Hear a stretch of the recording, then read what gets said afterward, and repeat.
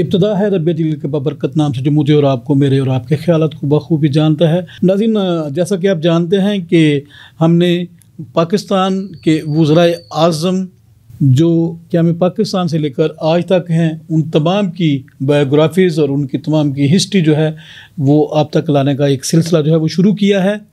और गुज़श्ता 2 एपिसोड्स में हमने जो पहले 2 वज़राए आज़म थे उनके बारे में बातचीत की, गुफ्तगू की, और उनकी जो सैर हासिल गुफ्तगू है वो हम आप तक लेके आए। उनका दौरानिया वज़ारत उज़्मा का, कब वो वज़ीर आज़म मुंतखब हुए और कब वो वज़ारत उज़्मा से अलग हुए, उसमें हमने नवाबज़ादा लियाकत अली ख़ान साहब जो पाकिस्तान के पहले वज़ीर आज़म थे, और उसके बाद फिर नवाबज़ादा लियाकत अली ख़ान साहब की शहादत के बाद जो दूसरे वज़ीर आज़म मुंतखब हुए वो ख्वाजा नाज़मुद्दीन साहब थे।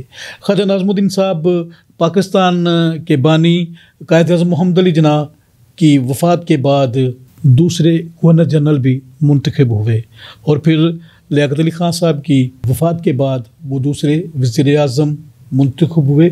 इससे ये अंदाज़ा लगाया जा सकता है कि ख्वाजा नाज़मुद्दीन साहब किस कदर अहम शख्सियत थी पाकिस्तान की जो लीडरशिप है उसमें, कि उन्हें जो की पोस्ट हैं, दोनों की पोस्ट वो उन्हें दी गई। नाज़रीन, ख्वाजा नाज़मुद्दीन साहब की जो वज़ारत उज़्मा की तारीख़ है वो बहुत से चैलेंजेस से भरपूर और मामूर थी।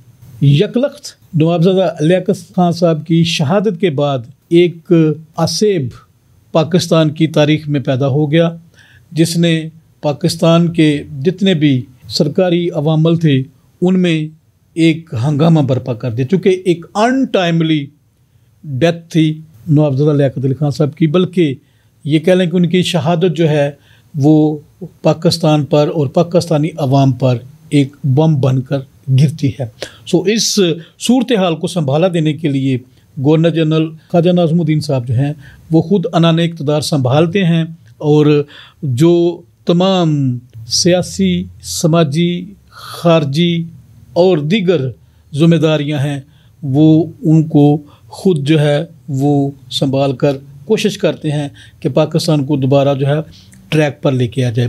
लेकिन जब उनके दौरे इक़्तिदार में मुल्क में कहत पड़ता है, बंगाली ज़बान को कौमी ज़बान बनाए जाने की तहरीक जो है वो जन्म लेती है। मुख्तलिफ जो मजहबी ग्रुप्स हैं वो मुल्क के अंदर इंतशार पैदा करते हैं। बंगाली को कौमी ज़बान बनाने की तहरीक में तलबा पर तशद्दुद किया जाता है और तलबा को कत्ल किया जाता है।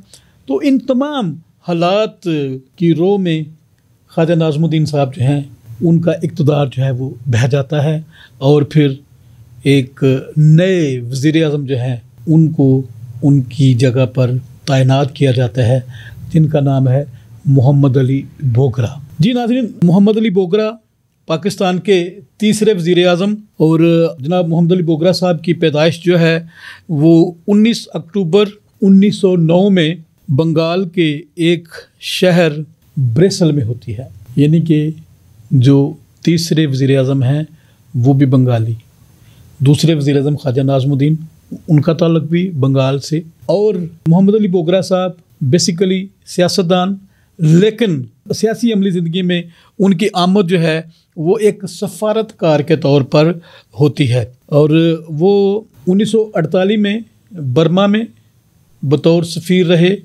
और उसके बाद फिर कनाडा और अमेरिका में भी उन्होंने बतौर सफ़ीर अपनी ज़िम्मेदारियां निभाईं।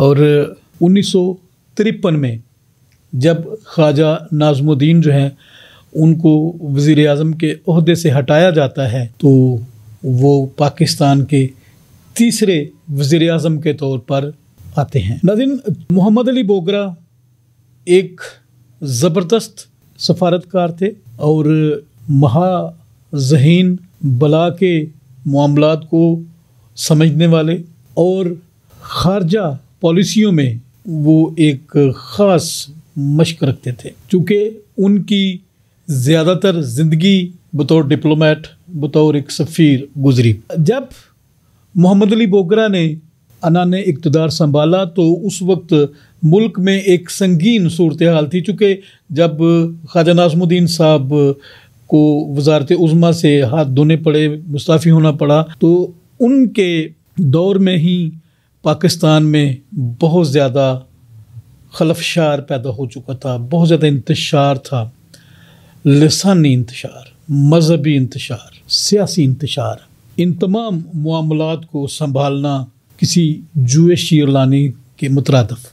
और मैं ये समझता हूँ कि मोहम्मद अली बोगरा ने बहुत बेहतरीन अंदाज में तमाम मामलात को काबू में लिया और उन्होंने इंतज़ामी मामलात, सियासी मामलात, मुआशी मामलात, इन तमाम मामलात पर उन्होंने अपनी गिरफ्त जो है वो मजबूत की और बेहतरीन लाया अमल इख्तियार करते हुए उन्होंने 1 यूनिट मंसूबा जो है वो कायम किया। नाज़रीन, 1 यूनिट मंसूबा जो है उसका मकसद जो है उस वक्त चूँकि मशरक़ी पाकिस्तान और मगरबी पाकिस्तान था और एक डिस्क्रिमिनेटरी फ़ज़ा जो है, तासुब की फ़ज़ा, असबियत की फ़ज़ा जो है वो कायम हो चुकी थी। चूँकि जो बंगाल के हमारे भाई थे वो ताकत को अपने हिसार में लेना चाहते थे, जो मशरक़ी पाकिस्तान वाले भाई थे वो भी चाहते थे कि ताकत का महवर या मरकज़ जो है वो उनके ही कब्ज़ा में हो। सो इस सारी दौड़ को, इस सारी सिचुएशन को मोहम्मद अली बोगरा ने बहुत खूबसूरती से इसके साथ वो नबर्दज़मा हुए और उन्होंने 1 यूनिट के क़याम के लिए जो है अपनी तमाम तवानाइयाँ थी वो बुरुए कार लाईं। 1 यूनिट के क़याम का मकसद सूबाई असबियत को कम करना और इंतज़ामी अखराजात में कमी लेके आना था, ताकि जो मुल्क के मईशत के ऊपर एक अननेसेसरी लोड था उसको ख़त्म किया जाए। 1 यूनिट का मकसद ये भी था कि तमाम सूबों को मिलाकर एक वाहद अक्काई बनाया जाए ताकि किसी एक को दूसरे पर बर्तरी जो है वो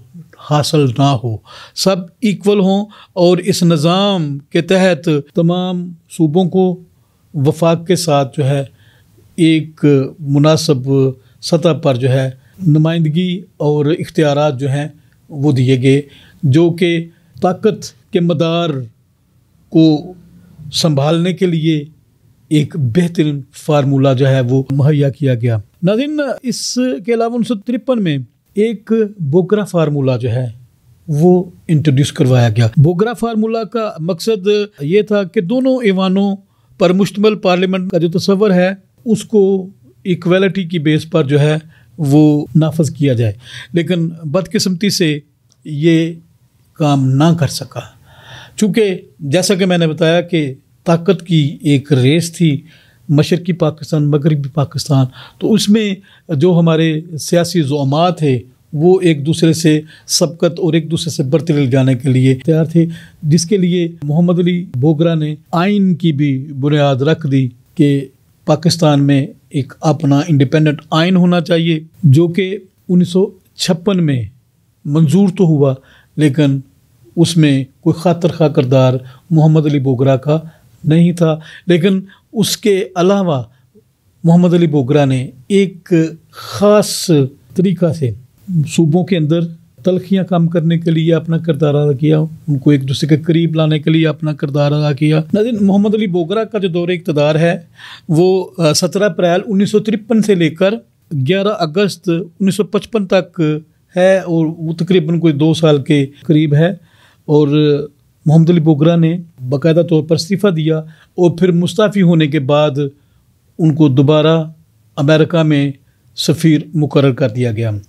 यकीनन मोहम्मद अली बोगरा के जो खिदमात हैं सफारतकारी के हवाले से और फिर बतौर वज़ीर-ए-आज़म उन्होंने 1 यूनिट का मनसूबा दे के सूबों को वफाक में ज़म कर दिया और फिर सबको इक्वली जो है हकूक़ भी हासिल और सब वफाक के साथ ही उनकी जो मुंसलिक होना जो है वो यकीनन एक खूबसूरत अमल था, जिसमें तमाम सूबे जो हैं वो वफाक के साथ हमेशा मिल के काम करते रहे और किसी के ऊपर अददी बर्तरी तो हो सकती है लेकिन सियासी बर्तरी किसी के ऊपर ना दी गई, जिसकी वजह से काफ़ी ज़्यादा जो है सियासी हमवारी जो है वो देखने को मिली।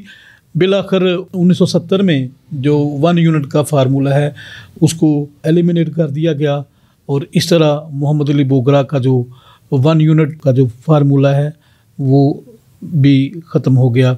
लेकिन जब तक पाकिस्तान और बांग्लादेश एक साथ रहे, काफ़ी हद तक चीज़ें जो हैं वन यूनिट फार्मूला के तहत एक दूसरे के करीब रहीं और उनके खातर खा जो नताइज हैं वो बेहतर होते दिखाई दिए। नाज़रीन, मोहम्मद अली बोगरा तीसरे वज़ीर आज़म, उनकी वफ़ात 23 जनवरी 1963 ढाका बांग्लादेश में, उस वक़्त के मशरक़ी बंगाल और आज के बांग्लादेश में उनकी वफ़ात हुई। और उसके बाद फिर एक नया दौर शुरू हो जाता है। उसके बारे में हम आने वाली एपिसोड में आपके साथ शेयर करेंगे। हमारे जो चौथे वज़ीर आज़म हैं, नाज़रीन, अब तक हमने 3 वज़राए आज़म, पहले वज़ीर आज़म नवाबज़ादा लियाक़त अली ख़ान, दूसरे वज़ीर आज़म ख्वाजा नाज़मुद्दीन और तीसरे वज़ीर आज़म मोहम्मद अली बोगरा के बारे में जाना। अगले प्रोग्राम में हम पाकिस्तान के चौथे वज़ीर आज़म के बारे में बातचीत करेंगे। मुझे यकीन है कि हमारा ये सिलसिला आपको पसंद आया होगा और हम आपकी मज़ीद इसके ऊपर कमेंट्स भी चाहते हैं, आपकी आरा भी चाहते हैं, आपके प्रपोज़ल भी चाहते हैं और हम आपसे फीडबैक चाहते हैं कि आपको हमारा ये सिलसिला कैसा लगा। ज़रूर आगाह कीजिएगा। हमें आपकी ख्वाहिश का एहतराम है। हम चाहते हैं कि हम वो तमाम चीज़ें, हम वो तमाम सच्चाइयाँ, हम वो तमाम हक़ाइक़ अपने नाज़रीन तक लेकर आएँ जिनकी हमारे नाज़रीन जानने की और जिनको हमारे नाज़रीन समझने की ख्वाहिश रखते हैं। नाज़रीन, आज के इस प्रोग्राम का वक्त ख़त्म होता है। आइंदा अगले व्लॉग में, अगले प्रोग्राम में हम अपने चौथे वज़ीर आज़म के बारे में बात करेंगे।